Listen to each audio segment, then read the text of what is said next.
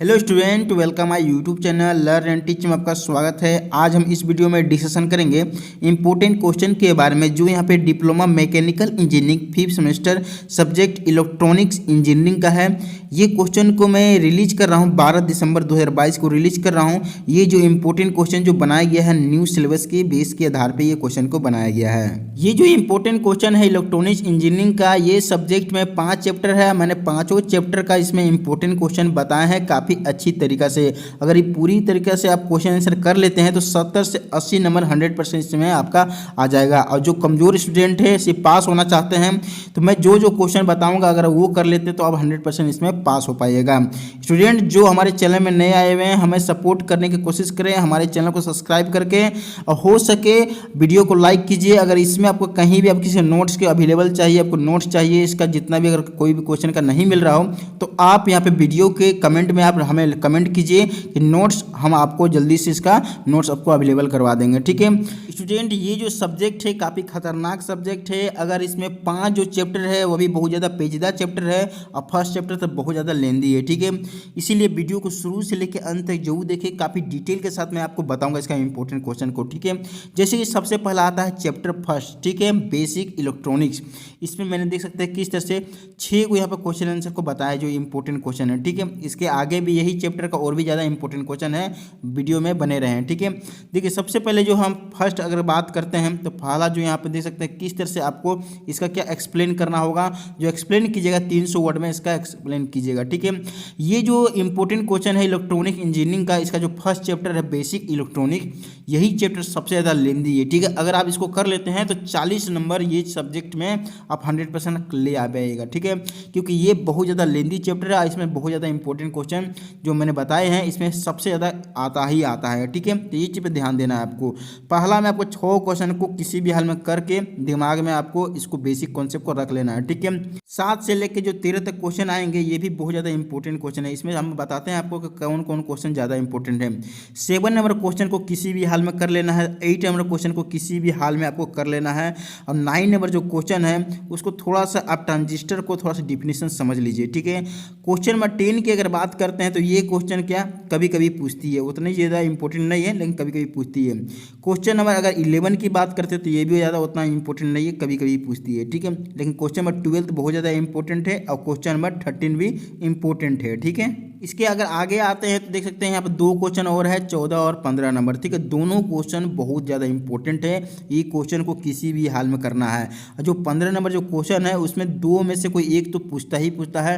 पहला वाला जरूर पूछ देता है JFET MOS FET। ठीक है, ये वाला क्वेश्चन बहुत ज़्यादा पूछता है, दोनों का डिफरेंट पूछता है। ठीक है, चैप्टर 2 की अगर आते हैं तो ये भी देख सकते हैं मैंने 7 क्वेश्चन बताए हैं इसको। ठीक है, सातों क्वेश्चन को आपको क्या, सबसे पहला जो क्वेश्चन है इसमें क्या आपको शॉर्ट नोट्स टाइप के थोड़ा आते हैं तो ये आपको क्या समझ के आपको इसके बारे में थोड़ा थोड़ा लिखना पड़ेगा। ठीक है, तभी जाके आप इसमें क्या, इसमें कम से एक तो पूछ ही देता है, समझिए कि एक आपका आ ही जाएगा। ठीक है, क्वेश्चन नंबर 2 की अगर बात करते हैं तो क्वेश्चन नंबर 2 बहुत ज़्यादा इंपॉर्टेंट है, इसको किसी भी हाल में आपको रट लेनी है। ठीक है, ये क्वेश्चन पूछती है। ठीक है, अगर क्वेश्चन नंबर 3, 4, 5, 6 की अगर बात करते हैं तो ये सारे में से एक क्वेश्चन पूछ सकता है जो थोड़ा सा आपको ध्यान देना होगा। ठीक है, ये थोड़ा सा पेचीदा हो जाता है लेकिन थोड़ा सा आप ध्यान दीजिएगा तो आप कर पाइएगा अगर आपके पास समय है तब। ठीक है, क्वेश्चन नंबर 7 की अगर बात करते हैं तो ये क्वेश्चन को किसी भी हाल में कर लेनी है, तभी जाके आप इसमें पास हो पाइएगा।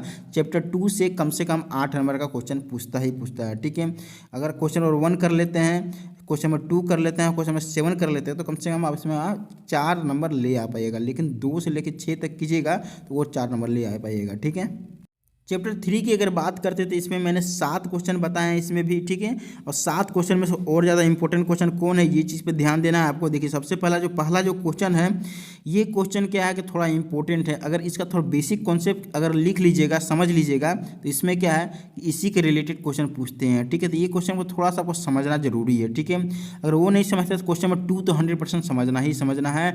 ड्राइव एक्सप्रेशन इसमें पूछती है। ठीक है, क्वेश्चन में अगर 3 की अगर बात करते हैं तो इसमें थोड़ा थोड़ा आपको समझना पड़ेगा। Voltage series feedback, current shunt, यहाँ पे फीडबैक क्या है, ये चीज़ पे आपको थोड़ा सा ध्यान देना है। इसमें कम से कम 400 वर्ड में लिखने के लिए आता है। दोनों में को ये क्वेश्चन पूछेगा ही पूछेगा, ठीक है।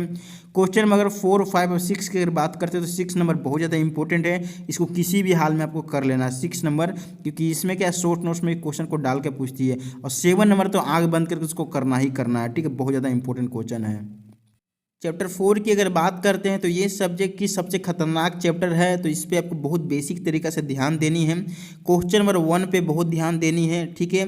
पूरा इसमें कम से कम आपकी क्या है कि पूछेगी किस तरह से डेसिमल नंबर सिस्टम क्या है, बाइनरी नंबर सिस्टम क्या है, ठीक है। क्वेश्चन नंबर 2 और क्वेश्चन नंबर 3 पे आपको सीखना पड़ेगा कि बाइनरी नंबर से डेसिमल नंबर में कैसे कन्वर्ट करना है, या फिर डेसिमल नंबर से बाइनरी नंबर में कैसे कन्वर्ट करना है।